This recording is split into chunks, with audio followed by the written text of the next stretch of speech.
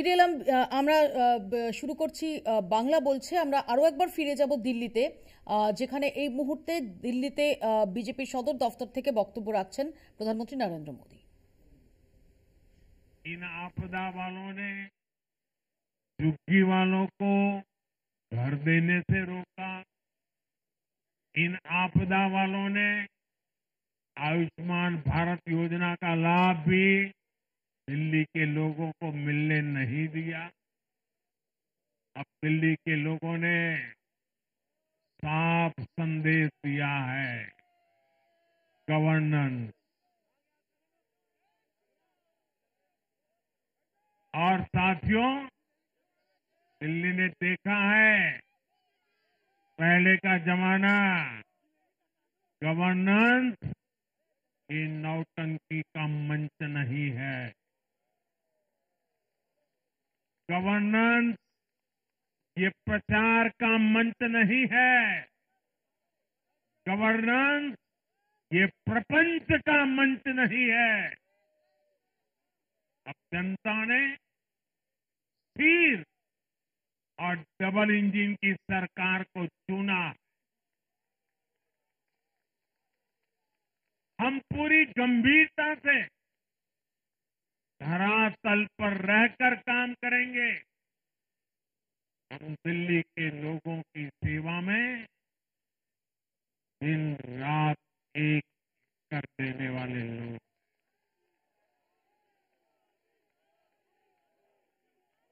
साथियों, पूरा देश जानता है कि जहां एनडीए है वहां सुशासन है,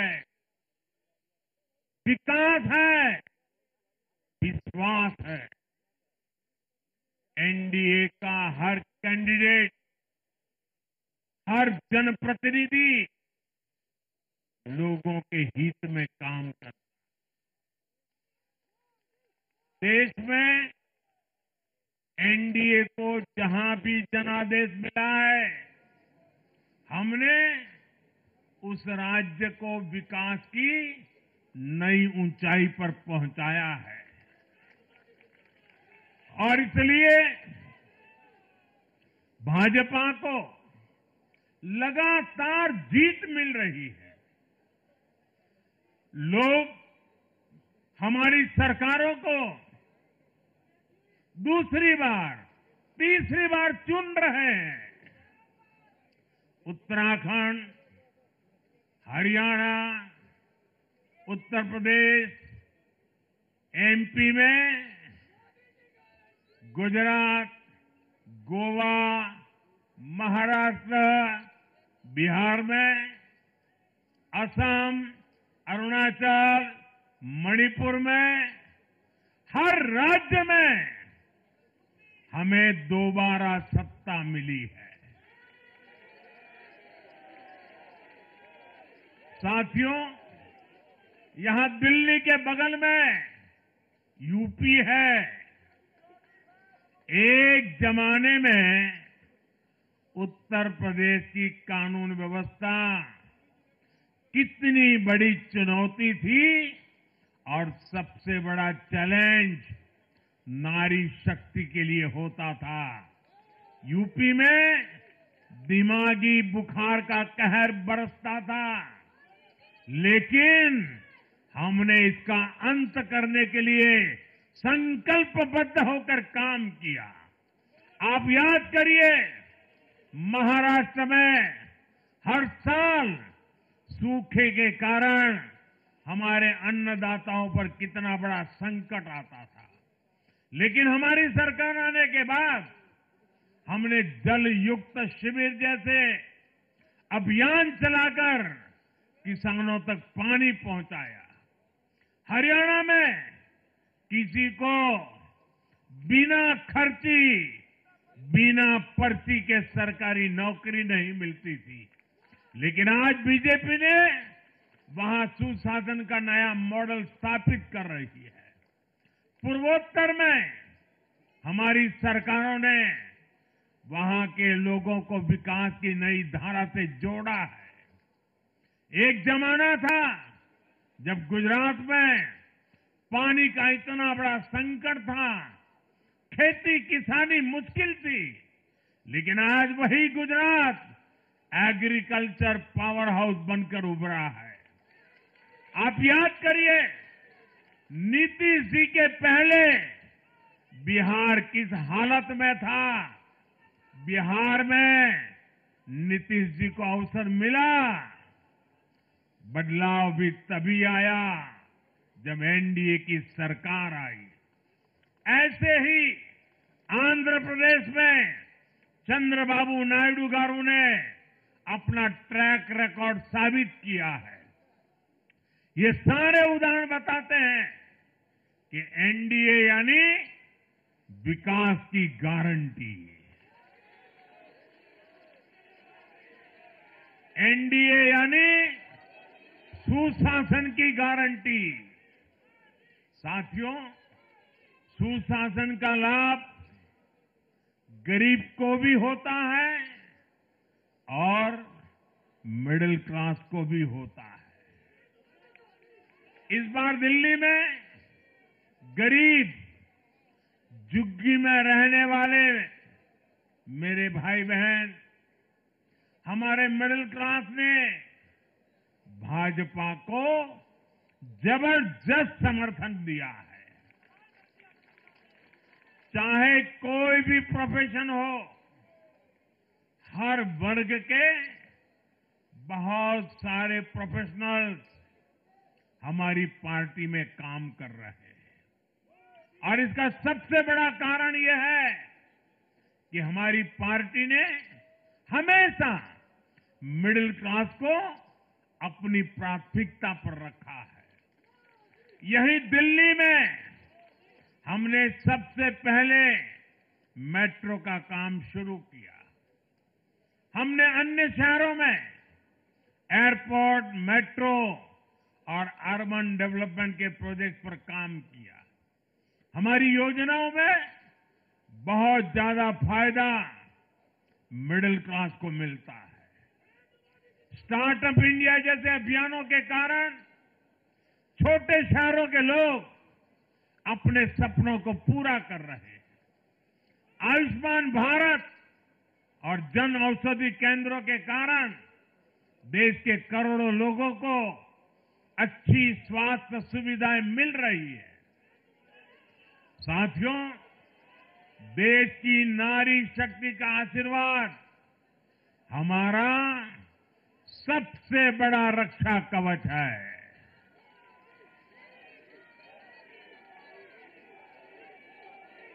और आज एक बार फिर नारी शक्ति ने दिल्ली में मुझे अपना आशीर्वाद दिया है। चाहे उड़ीसा हो, महाराष्ट्र हो या हरियाणा हो, हमने हर राज्य में नारी शक्ति से किए हर वादे को पूरा किया है। आज इन राज्यों में करोड़ों माताओं बहनों को हमारी योजनाओं का लाभ मिल रहा है। मैं दिल्ली की मातृशक्ति से भी कहता हूं, चुनाव में उनसे किया वादा जरूर पूरा किया जाएगा। ये मोदी की गारंटी और मोदी की गारंटी यानी गारंटी पूरा होने की गारंटी। साथियों, टूटती सड़कें, कूड़े के ढेर, सीवर ओवरफ्लो और प्रदूषित हवा, दिल्ली की जनता इन सब समस्याओं से त्रस्त रही है। अब यहां बनने वाली भाजपा सरकार दिल्ली को विकास की ऊर्जा के साथ एक आधुनिक शहर बनाएगी। साथियों, पहली बार दिल्ली एनसीआर के हर प्रदेश में बीजेपी का शासन आया है। आजादी के बाद ये पहली बार हुआ है।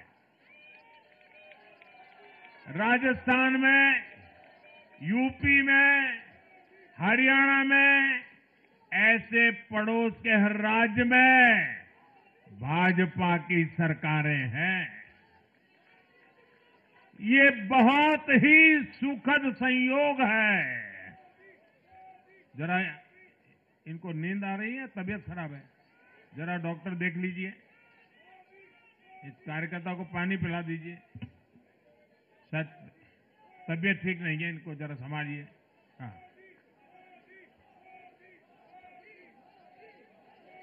नहीं वो थोड़े अनईजी लग रहे हैं। हाँ, पानी पिलाइए, थोड़े अनईजी लग रहे हैं।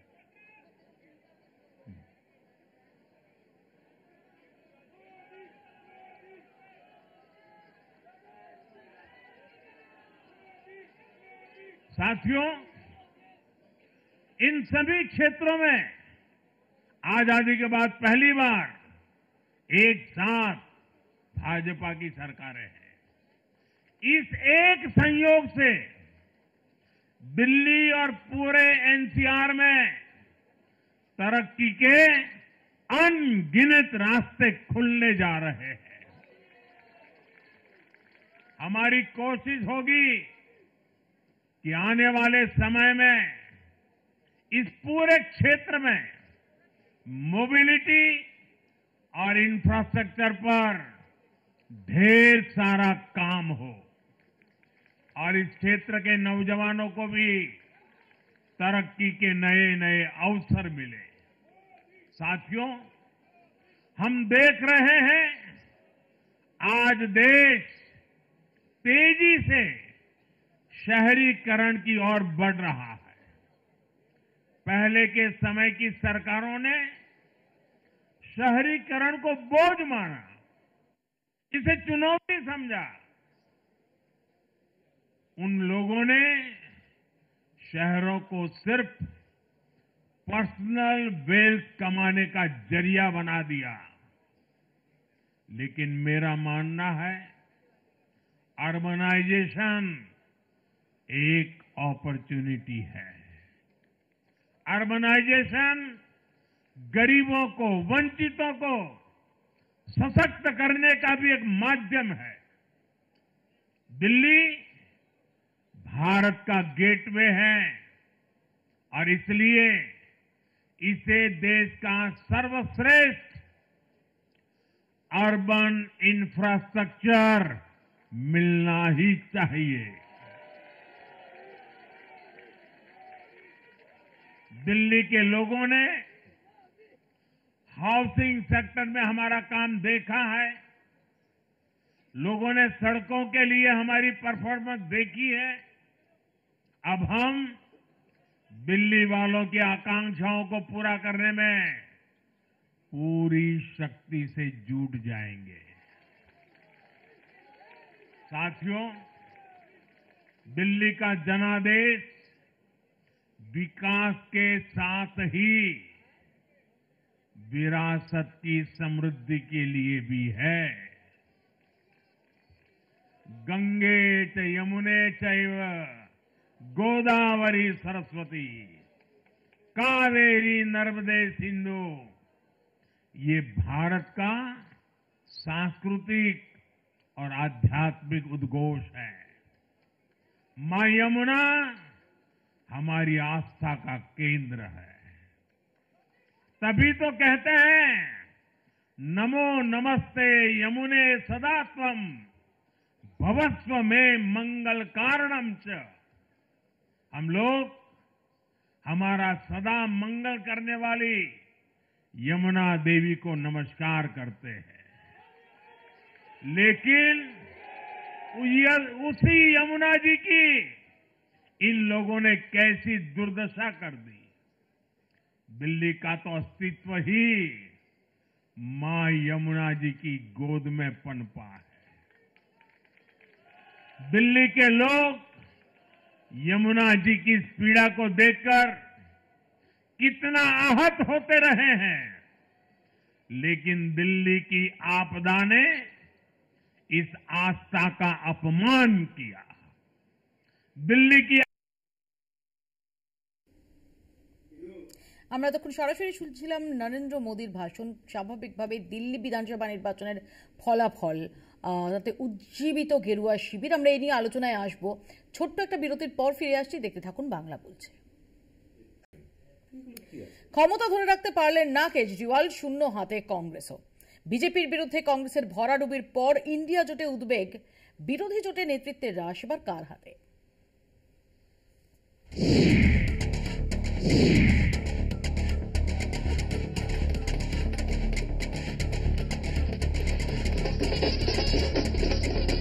সত্তর আসনের দিল্লি বিধানসভায় ভারতীয় জনতা পার্টির টার্গেট ছিল ম্যাজিক ফিগার 36-এর থেকে বেশি আসন। সেই লক্ষ্য পেরিয়ে রাজধানীতে হাফ সেঞ্চুরির দোরগোড়ায় 48-এ থামল গেরুয়া ব্রিগেড। 27 বছর পর দিল্লির মসনদে বিজেপি সরকার।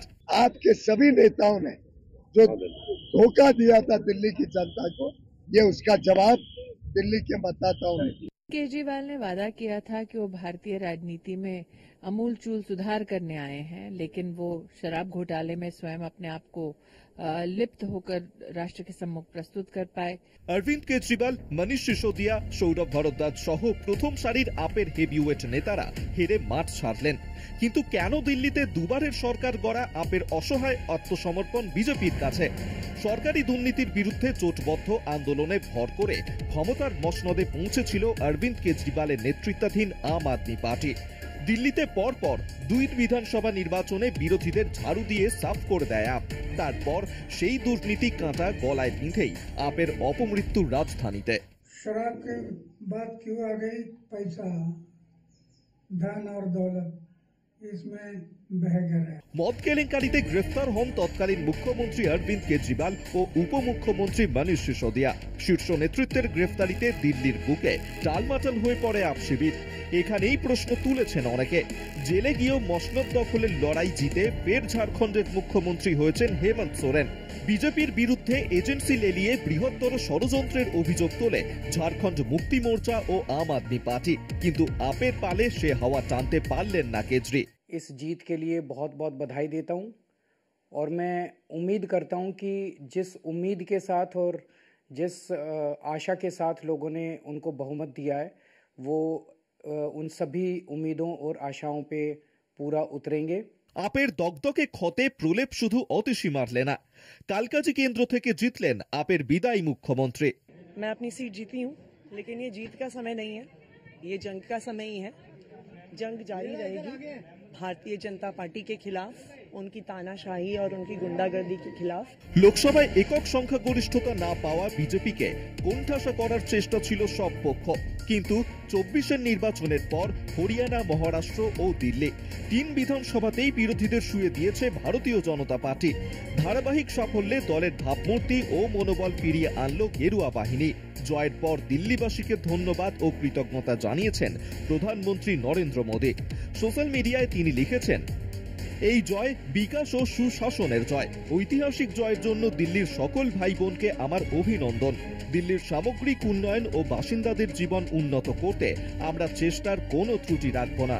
দিল্লিতে ধরাশয়ী আপের সঙ্গে পাল্লা দিয়ে হারের হ্যাট্রিক কংগ্রেসের। লোকসভায় আপের সঙ্গে জোট বাঁধলেও বিধানসভায় একলা চলতে গিয়ে ধুয়ে মুছে সাফ রাহুল খার্গেদের দল। রাজধানীর রাজনীতি থেকে তবে কি মুছে যেতে চলল একদা ক্ষমতার অলিন্দে থাকা হাত শিবির? কলকাতা টিভি। আমাদের সঙ্গে যারা উপস্থিত রয়েছেন পরিচয় করিয়ে দিই। বিজেপির পক্ষ থেকে রয়েছেন অভ্র সেন, কংগ্রেসের পক্ষ থেকে অশোক ভট্টাচার্য, আপের পক্ষ থেকে রয়েছেন পরাগ কুমার নাগ, সিপিআই এর পক্ষ থেকে রয়েছেন সৈকত গিরি, রয়েছেন আইনজীবী অনির্বাণ ব্যানার্জি এবং রয়েছেন রাজনৈতিক বিশ্লেষক সাংবাদিক সম্বিত পাল।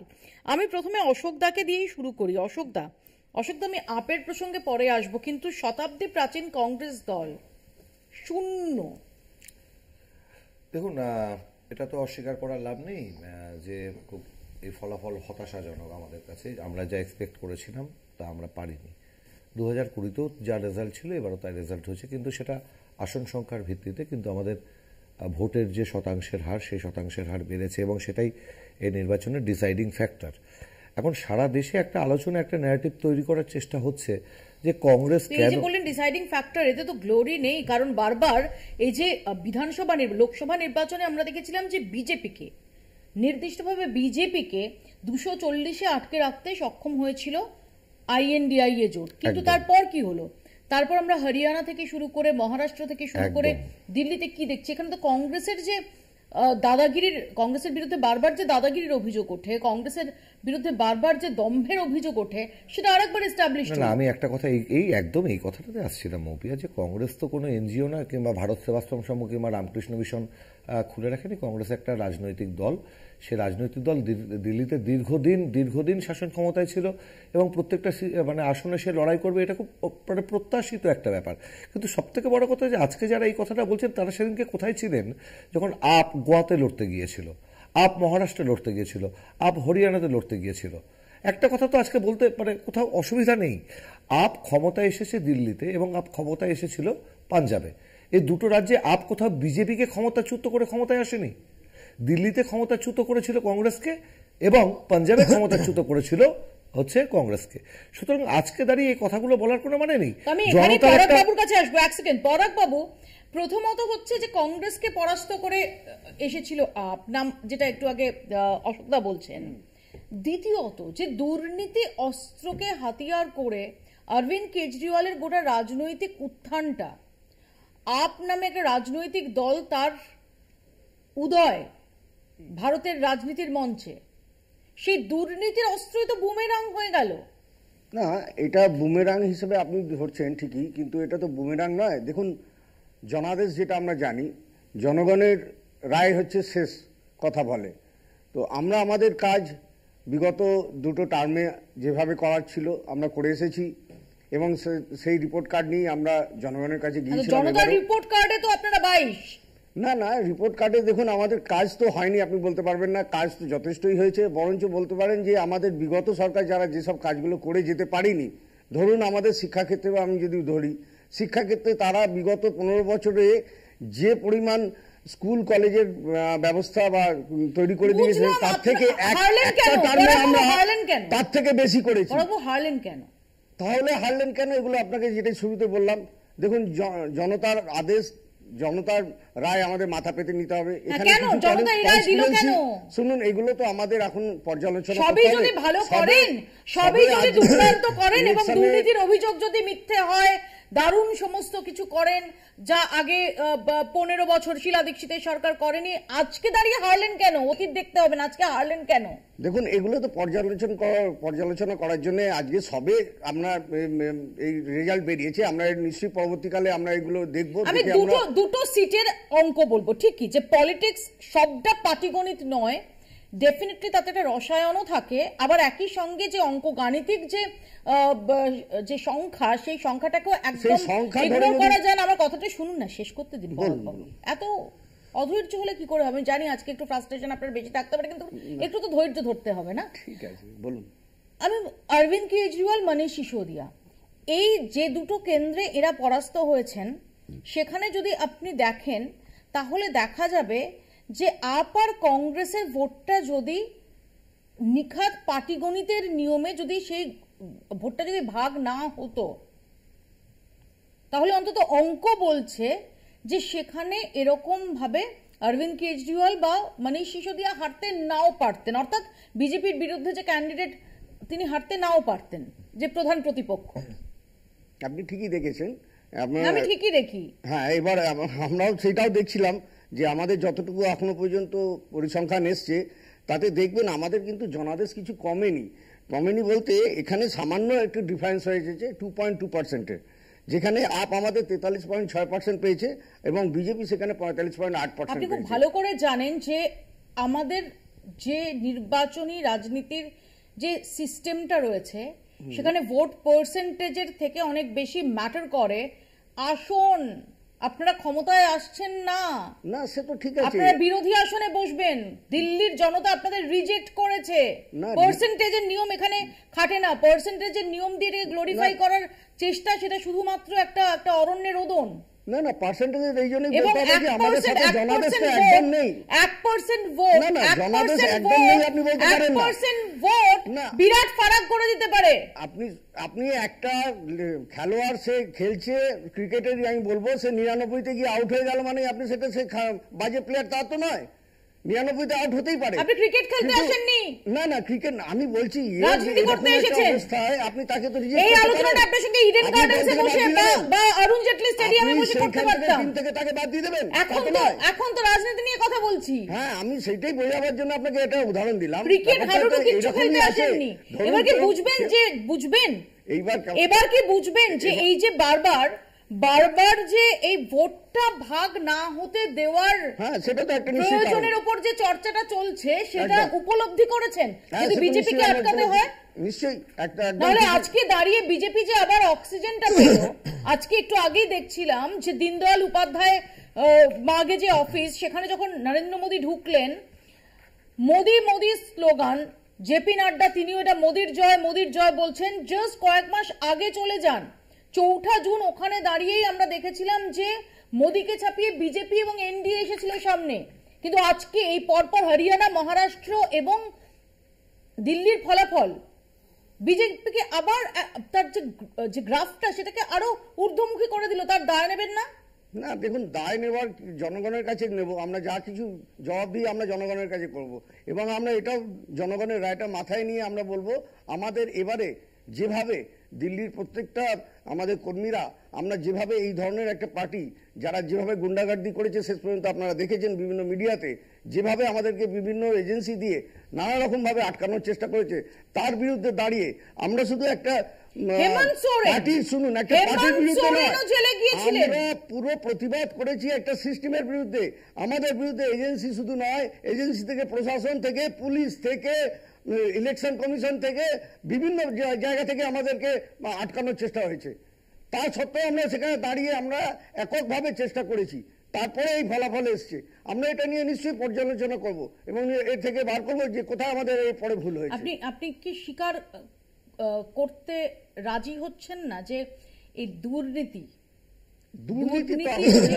আসেনি? আপনি দুর্নীতি কোথায় বলছেন বলুন, আপনাকে দেখাতে হবে দুর্নীতির কোথায়।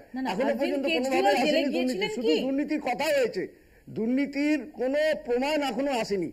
আপনার জনসমক্ষে দেখেন দুর্নীতি কোথায়। শুনুন তো পরাগ বাবু, বলুন। দুর্নীতির অভিযোগে অরবিন্দ কেজরিওয়াল সহ একাধিক হেভিওয়েট তারা জেলে গিয়েছিলেন। সাধারণ মানুষ সেটাকে নিচ্ছে, অর্থাৎ সবকিছুর পরেও সাধারণ মানুষ অরবিন্দ কেজরিওয়ালের বিরুদ্ধে দুর্নীতির অভিযোগটাকে গ্রাহ্য করছে কি করছে না, সেই উত্তরটা পাওয়ার একটা বড় জায়গা হচ্ছে আপনারই কথা মতো জনতার রায়, যেটা হেমন্ত সোরেন দেখিয়ে দিয়েছেন। সেটা তো অরবিন্দ কেজরিওয়াল দেখাতে পারলেন না। না, অরবিন্দজিও দেখুন, উনিও তো যদি এই গদি নিয়ে আটকে থাকতেন তাহলে বাইরে বেরিয়ে এসে পদত্যাগ করতেন না এবং বলতেন না যে আমি যখন ফিরবো আমার জনাদেশ যদি থাকে আমার সাথে, আমি যদি সৎ থাকি, আমার যদি বিরুদ্ধে কোনো রকম আমি এই সব ঘোটালার মধ্যে না থাকি, জনগণ নিশ্চয়ই আমাকে ফিরিয়ে আনবে। তার মানে আছে ছেড়ে দিয়ে জনাদেশের উপর দিয়েছেন। এবার জনাদেশ এসছে, আপনারা বলছেন যে ধরনের ঘোটালা বা অপপ্রচার যেগুলো আছে সেগুলোর বিরুদ্ধে এবার রিপোর্ট নিয়ে আসুক, দেখান। আমি আসবো পরাগ বাবু আপনার কাছে, আমি একটু অভ্রর কাছে আসি। অভ্র, আজকে আমরা আবার দেখলাম যে দীনদয়াল উপাধ্যায় মার্গ মোদিময়। দিদি, মোদিময় ছিল, আছে, মোদিময় থাকবে। আপনি যেটা বললেন যে লোকসভা ইলেকশনের পরে এনডিএর কথা বলা হয়েছিল, এনডিএর কথা আজকেও বলা হয়েছে। প্রধানমন্ত্রীর যে বক্তব্য আপনারাই দেখাচ্ছিলেন, প্রধানমন্ত্রী কিন্তু বারবার করে বলা হয়নি তো বলিনি। না, আপনি বললেন, আপনি বলেছেন কাজ লাইন ধরা না, বিটুইন দ্য লাইনস বোঝা। সেটা আপনি বিটুইন দ্য লাইনস কি পড়বেন সেটা আমি তো বলতে পারি না, আমরা লাইন বলতে পারি, তারপর বিটুইন দ্য লাইনস আপনাদের উপর। খালি আমি লাইন কয়েকটা বলে দিই। 4 জুন আর 8 ফেব্রুয়ারিতে যে তফাৎ আছে এটা বোঝা যাচ্ছে, এটা সুস্পষ্ট। ঠিক আছে, ভালো, আপনার কথাটা শিরোধার্য মেনে নিলাম, না হয় আমি এই নিয়ে কেন তর্ক করতে যাব। খালি আমি একটা কথা বলছি যে আন্না হাজারের একটা বক্তব্য আমি দেখছিলাম নিউজে আজকের ইলেকশন রেজাল্টের পরে।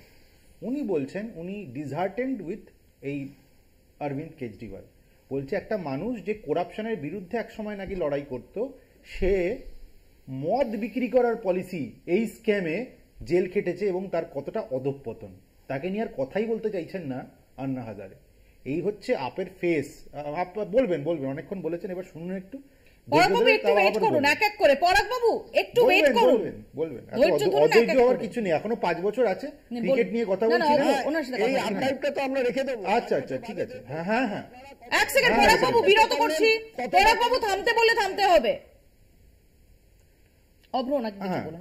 না ওনাকে আর কি বলবো, উনি ক্রিকেটের সঙ্গে রাজনীতির তুলনা করেছেন, খুব ভালো কথা। আমি বলবো ক্রিকেটে তো তাহলে আপনারা হেরে গেছেন, আপনাদের কাছে এই রাজনীতিতে তো ক্রিকেট, এবার তাহলে নেক্সট 5 বছর লুডো খেলার প্র্যাকটিস করুন, এটা বলবো। এর বাইরে ওনাকে বেশি কিছু বলবো না। আমি বলবো এই লিকার স্ক্যামের অভিযোগ, অরবিন্দ কেজরিওয়াল নিজে জেল খেটেছেন, সত্যেন্দ্র জৈন জেল খেটেছেন এবং মনীষ সিসোদিয়া জেল খেটেছেন। 3 জনেই কিন্তু ইলেকশনে হেরেছেন, জনদেশে কিন্তু তারা পরাস্ত। তাহলে এদের কথা অনুযায়ী দিল্লির জনতা এটা মনে করছে যে এরা দোষী, এরাই সেটা বলেছে। আমি একটা কথা বলবো যে বারবার আপের তরফ থেকে বলা হয়েছে বিগত 2টো টার্ম ধরে, এরা যখন ক্ষমতায় ছিল, যে যমুনাকে তারা ক্লিন করতে পেরেছে। একটা নদী ক্লিন করতে পারছে না, সেখানেও মিথ্যাচার, ভাওতাবাজি। এই আপের ওপর কেন ভরসা রাখবে মানুষ? আমি আরো কয়েকটা তথ্য তুলে ধরছি। ধরুন এইবার পাঞ্জাবের কথা একটু আসি। পাঞ্জাবে আপের সরকার রয়েছে। আজকেই আমার কাছে নিউজ পেপার রিপোর্টটা রয়েছে, কংগ্রেসের যিনি লিডার অফ অপোজিশন রয়েছেন উনি বলছেন ভগবন্ত মান নাকি আপ ছেড়ে বেরিয়ে যেতে পারে যে কোনো দিন। এবার এটা বলেছেন তো, আমি ভুল বলছি না, বলেছেন। এই হচ্ছে আপের অবস্থা। তাই আপকে নিয়ে বেশি কিছু বলছি না। আপ খুব চেষ্টা করেছিল আইপ্যাককে নিয়ে গিয়ে এই ইলেকশন পার হওয়ার, খুব সুন্দরভাবে পার হয়েছে। কিন্তু আমি ফিরে আসি সামগ্রিক চিত্রে। 29টা সিট ছিল দিল্লি ইলেকশনে, যেখানে পূর্বাঞ্চলের ভোটাররা কিন্তু সংখ্যাগরিষ্ঠ। মানে আমাদের রাজ্য, ওড়িশা বলুন, বিহার বলুন, এইসব দিকের রাজ্যের মানুষ ওখানে থাকেন এবং তারা সংখ্যাগরিষ্ঠ। এই 29টা সিটের মধ্যে 20টা সিটে কিন্তু ভারতীয় জনতা পার্টি। আমি এখান থেকে কিউটা নিলাম। অভ্র কি বলতে চাইছে অনির্বাণ? পূর্বাঞ্চল এক্ষেত্রে খুব সিগনিফিকেন্ট, তার কারণ আগামী এই বছর এবং আগামী বছরের মধ্যে এই পূর্বাঞ্চলে খুব গুরুত্বপূর্ণ নির্বাচন হতে চলেছে। এবছরই নভেম্বরে বিহার নির্বাচন এবং সামনের বছর বাংলায় নির্বাচন। এবং আজকে আমরা দেখেছি যে দিল্লিতে বিজেপির এই জয়ের পর শুভেন্দু অধিকারী থেকে সুকান্ত মজুমদার থেকে শুরু করে বিজেপির একাধিক নেতা তারা বাংলা রেফারেন্স টেনে আনতে শুরু করেছেন। দিল্লির পূর্বাঞ্চলী বলতে বাংলা বা উড়িষ্যার লোককে ধরা হয় বলে আমি জানতাম না। আমি জানি বিহার এবং পূর্ব ইউপির লোকজনকে জেনারেলি পূর্বাঞ্চলী বলে। যাই হোক, তো সেইখানে দিল্লির বাঙালি অধ্যুষিত একাধিক আসনে বিজেপি জিতেছে, এটা ঘটনা। 2টি আসনে আপ জিতেছে, সেটাও বাস্তব যে তার এর আগের বার বেশিতে জিতেছিল, বেশি আসনে। এবার দিল্লির ইলেকশনের রেজাল্টের ওপর ভর করে বাংলার বিজেপি যদি মনে করে তারা 26-এর বৈতরণী পার হবে, এটা ভেবে যদি তারা কিছুটা স্বস্তিতে থাকতে চায়, আমার তাতে কোনো আপত্তি নেই। কারণ কি, মানসিক শান্তি থাকলে তারা সুস্থ থাকবেন। আমি চাই তারা দীর্ঘায়ু হন।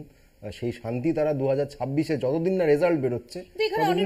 প্রশ্ন আছে, এই নির্বাচনের পর খুব স্পষ্টভাবে সামনে চলে আসছে একটা বিতর্ক যে দুর্নীতি নির্বাচনে ইস্যু হয় কি হয় না, এই নিয়ে যে দ্বন্দ্ব সংশয় বিভিন্ন সময় এসেছে, সেখানে দাঁড়িয়ে অন্তত দিল্লি নির্বাচনের ফলাফলের পর অনেকেই বলছেন যে না, দুর্নীতি ম্যাটার করেছে।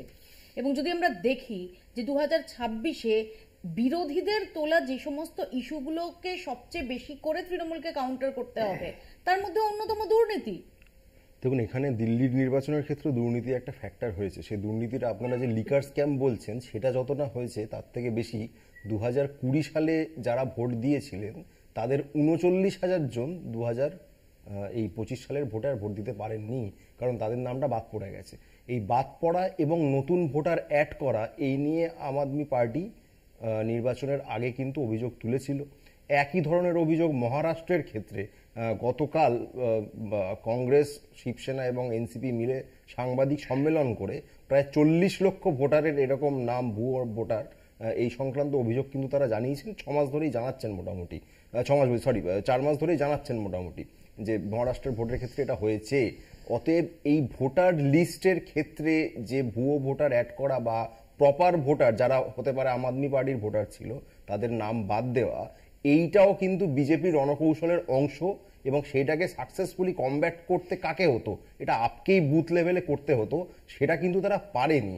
এটা শুধুমাত্র অরবিন্দ কেজরিওয়াল জেলে গেছিলেন না জাননি, এই একটা জিনিসটার উপর, একটা পোল প্ল্যাঙ্কের ওপর গোটা ইলেকশনটা হয়েছে, এটা আমি মনে করি না। দ্বিতীয়ত একটা জিনিস বলতে বাধ্য হচ্ছি, 2020 সাল অনওয়ার্ডস আম আদমি পার্টির একটা ট্রান্সফরমেশন অফ সর্টস আমরা দেখেছি অ্যাটলিস্ট অ্যাপিয়ারেন্সে, যে তারাও কিন্তু নরম হিন্দুত্বের কৌশল বলতে আমরা কোট আনকোট যেটাকে বলি সেই দিকে কিছুটা টার্ন নিয়েছিলেন। এখানে একটা জিনিস বলা দরকার যে বিজেপির যে হিন্দুত্ববাদের রাজনীতি সেটাকে শুধুমাত্র মুসলিম হলেই তারা বিরোধিতা করবেন আর জন্মসূত্রে হিন্দু হলেই তারা সমর্থন করবেন, ব্যাপারটা তো এত সরল নয়। অতএব হিন্দুত্ব রাজনীতি যারা পছন্দ করেন তারা সরাসরি বিজেপিকেই ভোট দেবেন, তারা নরম হিন্দুত্ব, কপি করা হিন্দুত্ব, কপি ক্যাট তাদেরকে ভোট দেবেন না। সেই একটা অংশও হতে পারে আপের তরফ থেকে সরে গেছে, এটা তারা তাদের মতো করে ভেবে দেখবেন। এটা জাস্ট আমার একটা অবজারভেশন যে 2015 এবং 20 এবং 25-এর যে আম আদমি পার্টি তাদের মধ্যেকার যদি আপনি ডিফারেন্সটা দেখেন, তারা একসময় ইনকিলাব জিন্দাবাদ, ভগৎ সিং ইত্যাদি নানা একটু বাম ঘেঁচা জিনিসপত্র বলতেন। 20 অনওয়ার্ডস সিএএ কে সমর্থন করা, 370 বিলোপকে সমর্থন করা ইত্যাদি নানা বিষয়ে, শাহিনবাগ আন্দোলনের বিরোধিতা করা, এনআরসির প্রশ্নে কোনো কথাই সেরকম না বলা, এরকম নানা কিছুর কারণে কিন্তু বহু মানুষ এই কনফিউশনে পড়েছিলেন যে এরা কি আদৌ পলিটিক্যালি বিজেপির বিরুদ্ধে কিনা। হতে পারে তারা সেটা কৌশলগত কারণে করছিলেন, এমন নয় যে তারা সত্যি সত্যি বিজেপি হয়ে গেছে। সৈকতের কাছে আসবো। সৈকত, আপের মতো একটা পার্টি, যে পার্টির যে উদয়টা হয়েছিল এই ভারতের রাজনীতিতে, সেটাই একটু ভিন্নভাবে এবং যার একদম কেন্দ্রবিন্দুতে রয়েছে দুর্নীতি ইস্যু, এবং যে দুর্নীতি ইস্যুকে সামনে রেখে আন্না হাজারের আন্দোলন এবং তার পরবর্তীকালে আন্না হাজারের এক সময়ের একদম ছায়া সঙ্গী অরবিন্দ কেজরিওয়াল, তারই রাজনৈতিক উত্থান, সেই অরবিন্দ কেজরিওয়ালকে আজকে এইভাবে পরাজয় বরণ করতে হলো। এবং যদি আমরা দেখি যে যতই পরকবাবু বলুন না কেন, আসলে যে বড় ধাক্কা, কারণ আতিশি মার্লেনা ছাড়া আর হেভিওয়েটদের কেউই তারা জিততে পারেননি। না দেখুন, তিনটে বিষয় খুব গুরুত্বপূর্ণ। অনির্বাণ দাস শেষ থেকে আমি শুরু করি। দেখুন, চরম হিন্দুত্বের পাল্টা যেমন নরম হিন্দুত্ব হতে পারে না, আবার উল্টো দিকে আরএসএস এর সঙ্গে সুসম্পর্ক রেখে যারা রাজনীতি করতেন বা আগামী দিনে করবার চেষ্টা করছেন, উভয়ের ক্ষেত্রে দিল্লির নির্বাচন খুব সিগনিফিক্যান্ট। দেখুন, আরএসএস মানে অনেকে মানে তিনটের মধ্যে অন্যতম গুরুত্বপূর্ণ পয়েন্ট, আরএসএস চাইলেই এই দেশের বুকে তার যে সাংগঠনিক শাখার বিস্তার ঘটেছে মোদি জমানায়, তারা চাইলে কোনো একটা নির্বাচনী ফলাফল ঘুরিয়ে দিতে পারে, এরকম একটা প্রচার গোটা দেশ জুড়ে চলছে। এখন প্রশ্ন হচ্ছে, আরএসএস যদি দিল্লিতে অরবিন্দ কেজরিওয়ালকে হারাতে পারে, আরএসএস চাইলে কালকে বাংলায় পরিবর্তন হবে, না হলে হবে না। কারণ এই রাজ্যের সরকার বা দিল্লির সরকার, অরবিন্দ কেজরিওয়াল হোক বা মমতা বন্দ্যোপাধ্যায়, এরা প্রত্যেকে তো মোহন ভাগবতের খুব গুডবুকে থাকা মানুষজন। দ্বিতীয়ত হচ্ছে, দেখুন এক্ষেত্রে বিজেপি ক্ষমতায়, আরএসএস এর এই প্রভাব, সেখানে দাঁড়িয়ে বিকল্প জায়গায় ইন্ডিয়া জোটের যে ঐক্যবদ্ধ চেহারার দরকার ছিল, সেক্ষেত্রে বিভাজন ছিল, বিরোধী ভোট বিভাজিত হয়েছে। 2, 3, অষ্টম পে কমিশন লাগু করা। দিল্লি মূলত উচ্চ মধ্যবিত্ত শ্রেণীদের একটা বসবাসকারী এলাকা, সেখানে বাজেটের আগে সুকৌশলে 12 লক্ষ টাকার যে ঢালাও প্রচার, ট্যাক্সেশন ফ্রি করবার ব্যাপার। অষ্টম পে কমিশন সরকারি কর্মচারীদের একটা মেন সেন্টার দিল্লি।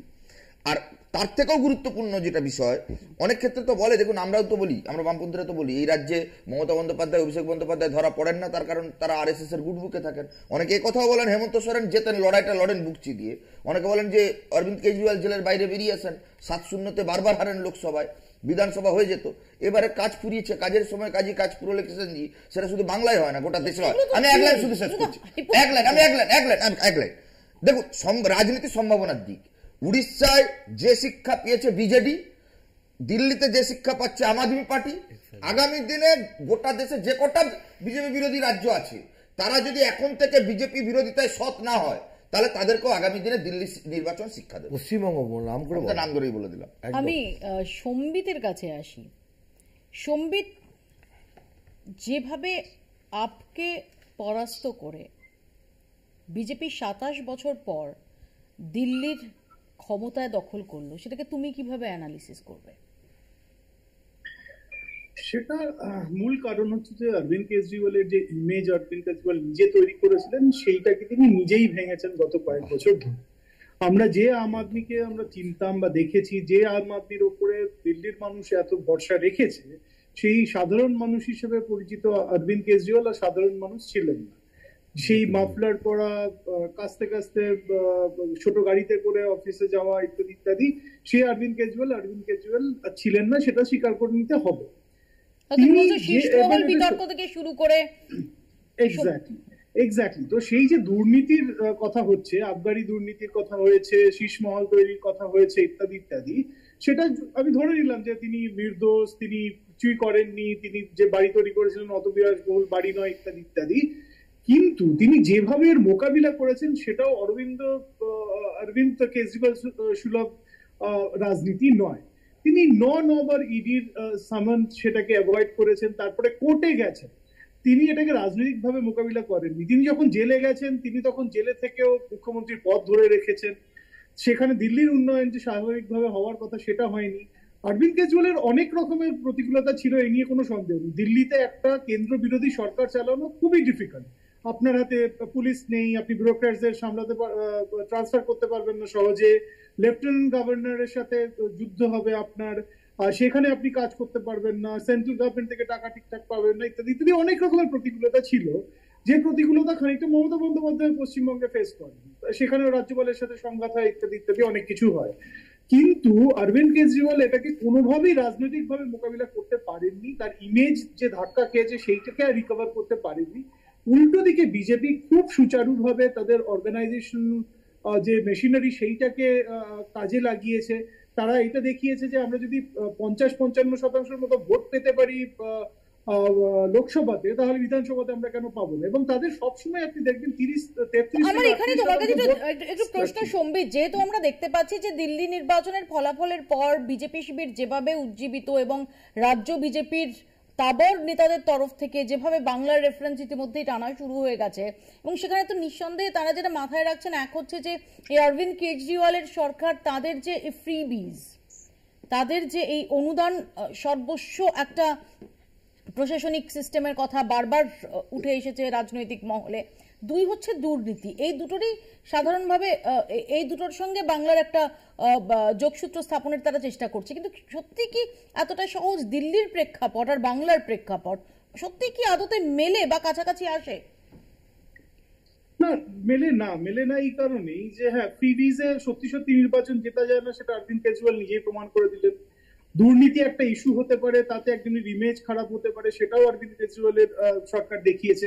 কিন্তু পশ্চিমবঙ্গের ক্ষেত্রে দুর্নীতির অভিযোগ তো ভুড়ি রয়েছে, এত বছর ধরে রয়েছে।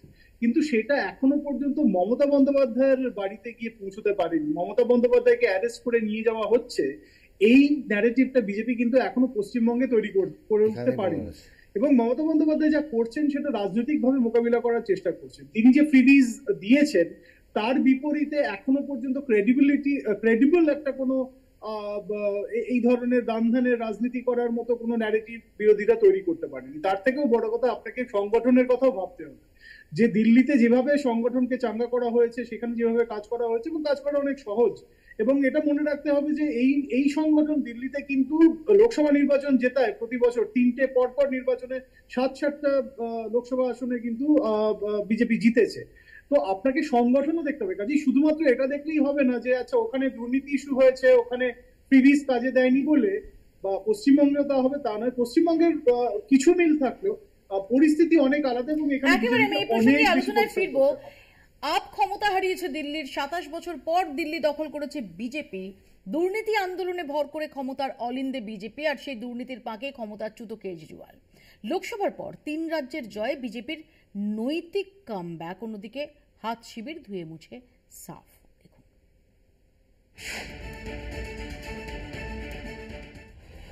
প্রথমে আন্না হাজারের সঙ্গে দুর্নীতি বিরোধী আন্দোলনের মুখ, তারপর পাঞ্জাব ও দিল্লিতে একের পর এক নির্বাচনে জিতে ক্ষমতার শীর্ষে পৌঁছন অরবিন্দ কেজরিওয়াল। দিল্লির দুবারের মুখ্যমন্ত্রী মুখ থুবড়ে পড়লেন 25 বিধানসভায়। हम न केवल एक कंस्ट्रक्टिव ऑपोजिशन का रोल निभाएंगे, बल्कि हम समाज सेवा, जनता के सुख दुख में काम आना, व्यक्तिगत तौर पे जिसको भी जो ज़रूरत होगी, हम लोगों के सुख दुख में हमेशा काम आएंगे। রাজধানীতে শূন্য হাতে কংগ্রেস। 2015 থেকে এই নিয়ে পরপর 3 বার। এই কংগ্রেসই 1998 থেকে 2009 পর্যন্ত টানা 3টি বিধানসভা নির্বাচনে নিরঙ্কুশ সংখ্যাগরিষ্ঠতায় নজির গড়েছিল। I think it was very obvious from all our meetings in Delhi and whichever people I was meeting that people wanted change. They were fed up of the way things were and they wanted change. I suppose they voted for change. My congratulations to all those who have won. Lok Sabha ভোটে দিল্লিতে up Congress জোট হলেও এবার দুদল আলাদা লড়ে। রাহুল সহ কংগ্রেস নেতারা কার্যত বিজেপি সুরেই ধারাবাহিকভাবে নিশানা করেছিলেন কেজরি সহ আপ নেতাদের। অনেকেই বলছেন দিল্লিতে ভোট কেটে বিজেপির সুবিধা করে দিয়েছে কংগ্রেস। জম্মু কাশ্মীরের মুখ্যমন্ত্রী ওমর আবদুল্লাহ সমাজ মাধ্যমে লিখেছেন, নিজেদের মধ্যে আরও লড়ুন। তবে ভুল নীতি নির্ধারণী কি দিল্লিতে কাল হলো আপ কংগ্রেসের? বিরোধীরা এই প্রশ্নের উত্তর খোঁজার মাঝেই আরেক প্রশ্নে উঁকি রাজনৈতিক মহলের। দিল্লির পরবর্তী মুখ্যমন্ত্রী কে? কেজরি বধের নায়ক দিল্লির প্রাক্তন মুখ্যমন্ত্রী বাবা সাহেব সিং ভার্মার পুত্র পারভেশ ভার্মা। দৌড়ে রয়েছেন দিল্লি বিজেপির সভাপতি বীরেন্দ্র সচদেব ও আরেক প্রাক্তন মুখ্যমন্ত্রী সুষমা स्वराज कन्या बांसुरी स्वराज। आज भारतीय जनता पार्टी की सरकार बनेगी और हमारे प्रधानमंत्री नरेंद्र मोदी जी का हमको साथ में मिलेगा। उनके विजन को साथ लेकर दिल्ली में बहुत सारे अच्छे काम करने हैं। রাজনৈতিক মহলের মতে ইন্ডিয়া জোটের শরিক কংগ্রেসের বিরুদ্ধে তৃণমূলের অভিযোগ সঙ্গত। পরের পর নির্বাচনে বিজেপি বিরোধিতায় পাসমার্কস দূরে থাক, শূন্যের গেরো কাটাতেই হিমশিম হাত শিবির। এই পরিস্থিতিতে বিরোধী জোটের রাশ কাদের হাতে থাকবে সেই প্রশ্নে ফের সরব হতেই পারে বাংলার শাসক দল। যদিও শুভেন্দু অধিকারী বাংলা থেকেই তৃণমূলকে উৎখাতের হুঁশিয়ারি দিয়ে রাখলেন বিজেপির দিল্লি দখলের দিন। শুধু আপের হার নয়, তৃণমূলের হার। কারণ তৃণমূল এই নির্বাচনের আগে আপের সমর্থনে নিজে লেপটে গেছিল। পরের পর নির্বাচনে বিজেপির জয়রথ বাংলায় এসে থামবে কিনা উত্তর দেবে 26-এর বিধানসভা। তার আগে বিজেপি বিরোধী লড়াইয়ের বিরোধী স্ট্র্যাটেজি ঠিক কি হবে কংগ্রেসের ভরাডুবির পর, তা নিয়েই হাজারো প্রশ্নচিহ্ন। কলকাতা টিভি। আমরা এর প্রসঙ্গে আলোচনায় ফিরবো, তার আগে ছোট্ট একটা বিরতি নিচ্ছি, বিরতির পর ফিরে আসছি। দেখতে থাকুন বাংলা বলছে। ফিরিলাম বিরতির পর। আমি অনির্বাণের কাছে যাবো, যে কিন্তু অনির্বাণ তৃণমূল কংগ্রেসের জন্য কি এটা নৈতিক পরাজয় নয়? দেখুন, আম আদমি পার্টিকে তৃণমূল কংগ্রেস সমর্থন জানিয়েছিল দিল্লির বিধানসভা নির্বাচনে, সমাজবাদী পার্টি জানিয়েছিল, এমনকি উদ্ধব ঠাকরে শিবসেনা তারাও জানিয়েছিলেন। এনসিপির তরফ থেকে, মানে শরদ পাওয়ারের যেটা এনসিপি, তাদের তরফ থেকেও আম আদমি পার্টিকেই সমর্থন জানানো হয়েছিল। তো এক অর্থে দেখলে নৈতিক পরাজয় শুধু নয়, ইন্ডিয়া জোট হিসেবে যদি এখন আপনি ব্লকটাকে নামটা বলতে চান, যদিও সেটা নিয়ে অনেকের নানাবিধ মত রয়েছে, তবুও সার্বিকভাবে অপোজিশন এখানে হেরেছে, এটাই আমরা বলতে পারি। কারণ বিজেপিকে আটকানোর অভিপ্রায় নিয়ে তো 2023 সালের মাঝামাঝি সময় থেকে এই চর্চা শুরু হয়েছিল বা এই জোটবদ্ধ হওয়ার প্রক্রিয়া শুরু হয়েছিল। তখন থেকেই আমরা দেখেছি 2023-এর শেষ দিকে 3টি বড় রাজ্যের নির্বাচন, বিধানসভা নির্বাচন, তাকে কেন্দ্র করে ইন্ডিয়া ব্লকের কাজকে কিভাবে হ্যাম্পার্ড হতে হয়েছে, সেটা কারা করেছিল, কেন করেছিল, সেই চর্চা আমি এখন যাচ্ছি না। কিন্তু ইন্ডিয়া ব্লক তবু যেভাবে যতটুকু যা তৈরি হয়েছিল তার জোরে কিন্তু 240 আসনে বিজেপির আটকে যাওয়া, এটা সবাই স্বীকার করেন। এবং তারপরে এটা সবাই আমরা জানতাম যে আগামী যে 3টি বিধানসভা নির্বাচন হতে চলেছে, মহারাষ্ট্র, হরিয়ানা এবং দিল্লি, তাতে যদি বিজেপিকে আটকানো যায় তাহলে বিজেপির মাথা ব্যথা আরো বাড়বে। আমি ঠিক এই জায়গাতে অশোকদার কাছে আসি, যে অশোকদা, যে প্রসঙ্গটা বারবার উঠে এসেছে গত এই 1.5-2 বছরে, সেটা হচ্ছে কংগ্রেসের বিজেপি বিরোধিতার ক্ষেত্রে বিজেপি বিরোধী শক্তির স্টিয়ারিং হুইলে, নেতৃত্বের আসনে বসার হকটা নিয়ে। এবং সেখানে তো দেখা যাচ্ছে যে মহারাষ্ট্রেও একটা বড় দায়িত্ব কংগ্রেসের ওপর ছিল। জোট হওয়া সত্ত্বেও কংগ্রেস সেই দায়িত্ব সেটাকে পালন করতে পারেনি। হরিয়ানাতেও তাই। একদম। শুনুন না, ব্যাপারটা হচ্ছে বিজেপি বিরোধিতা করতে গেলে তো আগে বুঝতে হবে যে কেন বিজেপির বিরোধিতা করছি আমি। তাদের পদ্মফুল আমার পছন্দ নয়, তাদের গেরুয়া রং আমার পছন্দ নয়, মোদী নামটা পছন্দ নয়, অমিত শাহ নামটা পছন্দ নয়, তার জন্য বিজেপি বিরোধী নাকি আমরা? লড়াইটা বিচারধারার লড়াই। আমি বলবো বিজেপি বিরোধী, আবার আরএসএস সাথে বন্ধুত্ব করবো, হয় নাকি? মোহন ভাগবত পশ্চিমবঙ্গে আসলে সুকান্ত মজুমদার কিংবা রাহুল গান্ধীর ফেলিয়ার না, আমি বলছি মোহন একটু প্লিজ বলতে দিন। মোহন ভাগবত পশ্চিমবঙ্গে আসছে, সুকান্ত মজুমদার, দিলীপ ঘোষ কিংবা শুভেন্দুর কাছ থেকে ফুল মালা যায় না, প্রথম ফুল মিষ্টি যায় মাননীয়ার কাছ থেকে। এটা গেল 1 নম্বর কথা। আপনি জানেন, আচ্ছা মনে করুন তো, বিজেপির বিরুদ্ধে অরবিন্দ কেজরিওয়াল অভিযোগ জানিয়ে চিঠি লিখছে। কাকে চিঠি লিখছে? মোহন ভাগবতকে। ল্যাংরামে আস হয় নাকি? সোনার পাথর বাটি হয় নাকি? আরএসএস এর বিরুদ্ধে বিচারধারার লড়াই, এই লড়াইয়ে যারা আরএসএস এর হাতে তাবাক খেয়ে ছদ্ম বিজেপি লড়াই করছে, তার শিক্ষাটা আজকে অরবিন্দ কেজরিওয়াল পেয়েছেন। এবং আগামী দিনে যারা আরএসএস এর দুর্গা বাহিনী হয়ে ক্ষমতায় থাকেন তারাও পাবেন। পরাগ বাবু, বলুন। পরাগ বাবু, আসলে যেটা অশোকদা যেটা অভিযোগ করছেন যে আসলে বিজেপি বিরোধিতা সম্পর্কে কতটা আন্তরিক এবং কতটা শক্ত অরবিন্দ কেজরিওয়াল অ্যান্ড কোম্পানি, সে প্রশ্নটাই তুলে দিচ্ছেন তিনি। দেখুন, শুরু থেকেই কিন্তু একমাত্র যদি দেখেন পুরো ভারতবর্ষের একটাই মুখ, সে হচ্ছে অরবিন্দ কেজরিওয়াল। শুরু থেকেই সরাসরি কিন্তু বিজেপিকে আক্রমণ করেছেন এবং যেখানে যেখানে বিজেপির এই অপশাসন সেখানে কিন্তু উনি আগে দাঁড়িয়েছেন সবার আগে। তো ওনাকে বিজেপির বিরুদ্ধে দাঁড়ানো নিয়ে আলাদা। পরাগবাবু দিল্লিতে পরাজিত করেছিলেন, কংগ্রেসকে ক্ষমতাচ্যুত করেছেন, পাঞ্জাবে কংগ্রেসকে ক্ষমতাচ্যুত করেছেন, কোন রাজ্যে বিজেপিকে ক্ষমতাচ্যুত করে ক্ষমতায় এসছেন এটা বলুন। সেটা তো দেখুন, আমরা তো এই ব্যাপারে আপনি যেটা বলছেন এই ব্যাপারে আমরা গুজরাটে একটা ইলেকশনে আমরা হরিয়ানাতে ভোট লড়তে গিয়েছিলেন কেন, গোয়াতে ভোট লড়তে গিয়েছিলেন কেন, মহারাষ্ট্রে ভোট লড়তে গিয়েছিলেন কেন, তার সুবিধা করে দিতে বলুন। আচ্ছা, যেখানে আমরা সুযোগ পেয়েছি, এবার আপনারা এত বলছেন তো আপনারা দেখুন তো আমাদের পার্টির কতদিনের পার্টি, এই পার্টির বয়স কত? আপনারা এত বছর ধরে রয়েছেন, শুরু থেকে রয়েছেন, আপনারা একটা জনাদেশ তৈরি করতে পারেননি তার বিরুদ্ধে ঠোস, যেখানে তাদেরকে আটকে দেওয়া যায়। আপনারা সেখানে এসে নিজেদের মধ্যে দলাদলি করে আপনারা তো আমাদের আটকেছেন। আরে আরে আমি সহজ বাংলায় বলছি, আমি চীনা ভাষায় কথা বলছি না। আপনারা তো আমাদের আটকেছেন, আমাদের ক্ষমতাচ্যুত করেছেন। নিজেদের মধ্যেই নিজেরা আমরা আরো কমজোরি হয়ে গেলাম। তো আপনাদের তো দরকার ছিল যে আমাদের মতো একটা পার্টি যারা চেষ্টা করছে একক চেষ্টায় যারা পুরো টিমটার বিরুদ্ধে, এই বিজেপির একা তো না, বিজেপির বিরাট টিমটা চলে এসেছিল, সেখানে আমাদের আম আদমি কোথায়, পুরো সারা দেশে সেখানে আমাদের স্ট্রেংথটা কোথায়, সেখানে আমি আসবো আপনার কাছে পরাগ বাবু। আমি এখানে সৈকতের কাছে আসি, যে সৈকত এখানে দাঁড়িয়ে তো তৃণমূল কংগ্রেসের বারবার যেটা বক্তব্য যে তৃণমূল কংগ্রেস বিজেপিকে প্রতিহত করেছে এবং 2021-এর বিধানসভা নির্বাচনের মতো একটা অত্যন্ত হাই ভোল্টেজ নির্বাচনে, 2024-এর লোকসভা নির্বাচনেও এই রাজ্যে বিজেপিকে তারা অনেকটাই বড় ধাক্কা দিতে পেরেছে। সেক্ষেত্রে দাঁড়িয়ে এই যখনই বিরোধী দলগুলো, বিজেপি বিরোধী দলগুলোর প্রসঙ্গ আসে, তার রাশ কার হাতে থাকবে, সেখানে তৃণমূল কংগ্রেস দাবি করে যে নেতৃত্বের হক তাদেরই। দেখুন, বিরোধী দলের রাজ ভারতবর্ষের মানুষের কাছে থাকা উচিত। এখন ভারতবর্ষের মানুষের পালস যদি বিরোধীরা বুঝতে না পারে, স্টুডিও হোক বা নির্বাচন, সেক্ষেত্রে যদি বিরোধী ঐক্যে ফাটল থাকে, তার সুবিধা বিজেপির অভ্র আজকে সারা শোতে বসে বসে অনুভব করছে। এখন আমার বক্তব্য হচ্ছে দুটো। এক, আরএসএস এর বরাবরের পুরনো চিন্তাভাবনা হচ্ছে টু পার্টি সিস্টেম, এবং তারা বরাবর কমিউনিস্ট এবং আঞ্চলিক দলগুলোর বিরোধী, ইডিওলজিক্যালি বিরোধী, এবং conception of the democracy electoral politics তাতেও আরএসএস এর চিন্তাভাবনা, তারা রিজিওনাল পার্টির বিরুদ্ধে এবং কমিউনিস্টদের বিরুদ্ধে। কমিউনিস্ট, রিজিওনাল পার্টি এবং ডেমোক্রেটিক স্পেসগুলো দুর্বল করে দিয়ে টু পার্টি সিস্টেমের দিকে বিজেপি আগামী দিনে যেতে চাইছে, ওয়ান নেশন ওয়ান ভোটের মধ্য দিয়ে।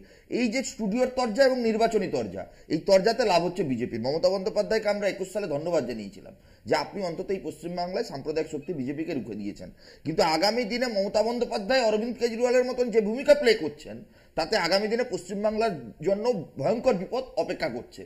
তৃণমূলের মধ্যেই বিজেপি লুকিয়ে রেখেছে, ঠিক যেমন ভাবে হুগলির রচনা ব্যানার্জির মধ্যেই আরএসএস লুকিয়ে আছে, ঠিক যেমন শত্রুঘ্ন সিনহার মধ্যে বিজেপি লুকিয়ে আছে। সিপিএম এর বিকাশ ভট্টাচার্যের জন্য কিসের মধ্যে লুকিয়ে ছিল এবং সেটা যেন বিজেপিটা নেই, বিজেপিটা নেই। আর বিজেপি শত্রুঘ্ন সিনহা বলছে একদম ননভেজ বন্ধ করে দিই, রচনা ব্যানার্জি বলছে কুম্ভে গিয়ে পাপ ধুয়ে ফেললাম, যোগীর আরএসএস আছে তোমার পাশেই বসে আছে, এই তো রত্ন তৃণমূলের করে নাও।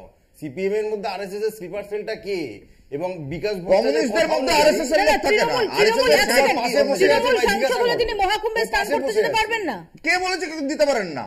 আমরা তো এই কথাই বলছি যে আরএসএস এর ইডিওলজিক্যালি বিরোধিতা করবার ক্ষেত্রে কুম্ভে স্নান করে যোগীর প্রশংসা করে আরএসএস এর বিরোধিতা হয় না। কিন্তু আরএসএস স্লিপার এজেন্ট হয় তো আরএসএস স্লিপার এজেন্ট তৃণমূলের বন্দ্যোপাধ্যায় কালীঘাটে আছে, হয় না তো? আমরা তো বলছি পাশে বসে আছে, বাসে বসে আছে বিকাশ ভট্টাচার্যের নামে কে লিখেছিল পোস্টটা?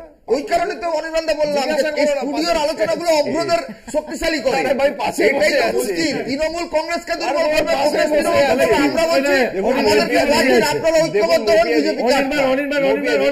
আমি বলিনি, আজকে বেশি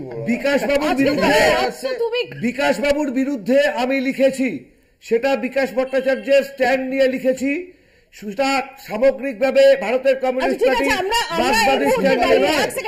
বিকাশ বাবু বলেছেন, যা বলেছেন ঠিক বলেছেন, কংগ্রেসের মধ্যে আরএসএস ছিল, কেজরিওয়াল, মমতা বন্দ্যোপাধ্যায়, রাহুল গান্ধী এই নিয়ে আলোচনা করছি। ডেফিনেটলি এটা বাংলা কেন্দ্রিক আলোচনা হচ্ছে না, কাজে বিকাশ রঞ্জন ভট্টাচার্যের প্রসঙ্গ এক্ষেত্রে অন্তত আসে না।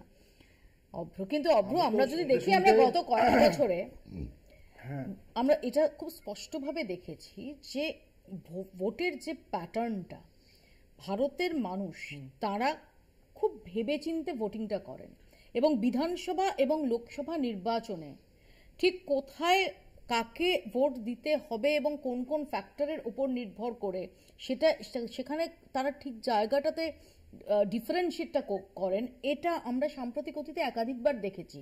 কাজে শুধুমাত্র হরিয়ানা, মহারাষ্ট্র বা তোমার দিল্লির রেজাল্ট নিয়ে এত উৎসাহিত হওয়ারও কি সম্ভাবনা আছে? বিজেপির তরফ থেকে প্রথমত বলা হয়েছে যে বাংলায় এখনো আমাদের জেতাটা বাকি, আর সব জায়গায় আমাদের ফ্ল্যাগ আমরা সম্মানের সঙ্গে পুঁততে পেরেছি এবং আমরা ঝাঁপিয়ে পড়বো 2026 ইলেকশনে জেতার জন্য, এটা আমরা বলেছি। আমরা একবারও বলিনি যে দিল্লির ইলেকশনের ইনফ্লুয়েন্স বেঙ্গলের ইলেকশনের উপর পড়বে। কিন্তু এই কথাটা কে বলেছেন? এই কথাটা বলেছেন তৃণমূলের general secretary Kunal Ghosh. Already সেটা মিডিয়াতে রিফ্লেক্টেড, আমি দেখিয়ে দিতে পারি রিপোর্ট। তার মানে ঠাকুর ঘরে কে, আমি তো কলা খাইনি হয়ে গেল ব্যাপারটা। মানে আমরা কিছু বলার আগেই সেটা নিয়ে জল্পনা কল্পনা আমাদের মাঝখানে বলিনি দাদা, পুরো শোটা চুপ করে বলেছিলাম। দু লাইন বললে যদি এত অ্যাংশাস হয়ে পড়ো তোমরা, আমি তো এটাই বলছো। আমি পুরো 8টা 7 বাজে অনির্বাণদা, আমি একবার বলেছি, তোমরা প্রায় হাফ ডজন বার বলেছো। দ্বিতীয়বার বলতে শুরু করলাম, 2 লাইন বললাম, তোমার অ্যাংজাইটি শুরু হয়ে গেল। এটাই হচ্ছে কথা। এতটা অ্যাংজাইটি তৃণমূলের মধ্যে। দাদা দাঁড়াও, এত অ্যাংজাইটি হলে তো চলবে না। 26 এখনো দেরি আছে, এত দেরি আছে। তোমার রিয়াকশন থেকে বুঝতে পারছি। আমি একটা কথা বলি, আমি অনেকের কথা শুনলাম, আমি উত্তর দিই। আমি তামাক খাওয়াকে যদি সমর্থন করি না, কিন্তু আমার মনে পড়ে যাচ্ছে সম্মানীয় প্রণব মুখোপাধ্যায় আরএসএস এর কোন একটা যেন কার্যক্রমে গেছিলেন, নিশ্চয়ই আপনি বলবেন না উনি আরএসএস এর তামাক খেয়েছেন। সেই জন্য যাই হোক, আমি আপনারা বিরোধিতা করেছিলাম, ঠিক আছে কিছু হয়নি। আবার ঠিক আছে ঠিক আছে ঠিক আছে, আমি একটু প্লিজ আমি আপনাদের আমি আপনাদের মাঝখানে ঢুকিয়ে দিই না, এক একজনকে ঠিক আছে। বাম প্রতিনিধিকে বলবো, বাম প্রতিনিধি বললেন যে এই চাইলে অ্যারেস্ট হয়, এই না চাইলে অ্যারেস্ট হয়, এরকম একটা কিছু বললেন। তাহলে বাম প্রতিনিধির এটা মেনে নেওয়া উচিত যে পিনারাই বিজয়নের মেয়ে যিনি এসএফআই এবং ইডি তদন্ত ফেস করছেন, তিনি বোধহয় আরএসএস চাইছে না বলে চাই অ্যারেস্ট হচ্ছেন না। তাহলে আপনার যুক্তি তার মানে ভুল, বুঝতে পেরেছেন তো? তার মানে পিনারাই বিজয়নকে আরএসএস এর জুতো করতে পারে, তার মানে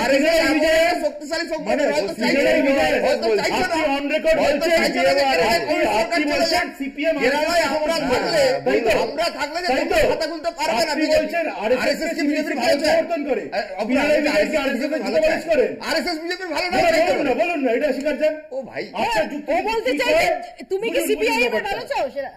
ব্যাপারটা বুঝুন। আপনার যদি আগের যুক্তিটা যদি ঠিক হয়, তাহলে এই যুক্তিটাও ঠিক। আমি বলছি আমি 10 সেকেন্ড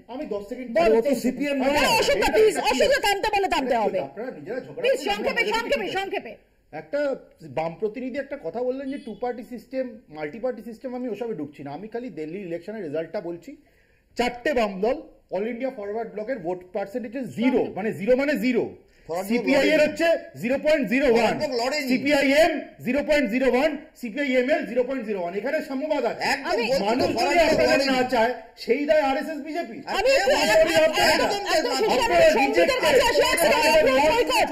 অভ্র সৈকত দুজনকে থামাচ্ছি, আমি সম্বিতের কাছে আসি। কিন্তু সম্বিত, দিল্লিতে ক্ষমতায় থাকা এবং পাঞ্জাবে ক্ষমতা দখল করার পর অরবিন্দ কেজরিওয়াল, অনেকে যেমন এই প্রশ্ন তুলেছেন যে অরবিন্দ কেজরিওয়াল তার দম্ভ ইত্যাদি, সেটা ডিফারেন্ট কোয়েশ্চেন। আমার প্রশ্ন যে এই আইএনডিআই জোটের যে বিভিন্ন আঞ্চলিক দলগুলো, তাদের যে অ্যাসপিরেশন বা তাদের যে ভাবনা চিন্তা, তাদের যে অ্যাম্বিশন, এই সমস্ত কিছুর নিরিখেও কোথাও আজকে অরবিন্দ কেজরিওয়ালের এই ধাক্কাটা, সেটা কি খুব তাৎপর্যপূর্ণ নয়? অবশ্যই এটা বিরোধীদেরকে বুঝতে হবে যে তারা আলাদা আলাদা ভাবে লড়ে তারা কোনোভাবেই বিজেপিকে ঠেকাতে পারবে না। প্রথমত এই। দ্বিতীয়ত হচ্ছে কংগ্রেসকে বুঝতে হবে যে তারা খুবই গুরুত্বপূর্ণ একটি রাজনৈতিক দল ভারতবর্ষের নিরিখে, তাদের বিজেপি বিরোধিতা নিয়ে কেউ প্রশ্ন করবে না, কিন্তু তারা যদিও প্রায় 150 থেকে 200টি আসনে বিজেপির সঙ্গে সরাসরি লড়াই করে, কিন্তু তারা যদি অন্যান্য আঞ্চলিক দলকে নিয়ে না চলে তাহলে তাদের যে বিচারধারার লড়াইয়ের কথা বলছেন সেটাও সম্ভব না। আরেকটাও যেটা বিষয় সেটা হচ্ছে রাহুল গান্ধী একটা খুব স্বাভাবিকভাবেই একটা ন্যারেটিভ তৈরি করার চেষ্টা করছেন, যে একটা ইডিওলজিক্যাল ফ্রেমওয়ার্ক তৈরি করার চেষ্টা করছেন, সেখানে কাস্ট সেন্সাসের কথা বারবার করে বলছেন, আরএসএস এর বিরোধিতা করছেন ইত্যাদি ইত্যাদি। কিন্তু শুধুমাত্র বিচারধারার লড়াই দিয়ে সাধারণ মানুষের কাছে পৌঁছানো সম্ভব নয়। আপনাকে প্রত্যেকটা নির্বাচনের জন্য আলাদাভাবে ট্যাকটিক্স তৈরি করতে হবে। বিজেপি কখনোই উত্তরপ্রদেশে যে ট্যাকটিক্স ব্যবহার করে সেটা কখনো হরিয়ানাতে করে না, হরিয়ানাতে যেটা করে সেটা কখনো ঝাড়খণ্ডে করে না, যেটা ঝাড়খণ্ডে করে সেটা হয়তো পশ্চিমবঙ্গে করে না বা দিল্লিতে করে না। কাজে প্রত্যেকটা নির্বাচনকে আলাদা আলাদা করে দেখতে হবে, এবং ইন্ডিয়া জোট বলে কিছু আছে বলে আমি এখন বিশ্বাস করি না। এবং যদি বিরোধীরা সত্যি এই বিজেপিকে রুখতে চায় বা তাদেরকে হটাতে চায় ক্ষমতা থেকে, তাহলে তাদেরকে একসঙ্গে আসতে হবে। এই যে দলাদলি, এই যে একে অপরের সঙ্গে যুদ্ধ করা এবং শুধুমাত্র লোকসভা নির্বাচনের সময় একসাথে আসা, এভাবে বিজেপিকে রোখা সম্ভব। আমাদের সময় একদম শেষ। আপাতত বাংলা বলছে এখানেই শেষ করছি, একটু পরেই আমরা ফিরে আসছি অন্যান্য খবর নিয়ে। দেখতে থাকুন কলকাতা টিভি।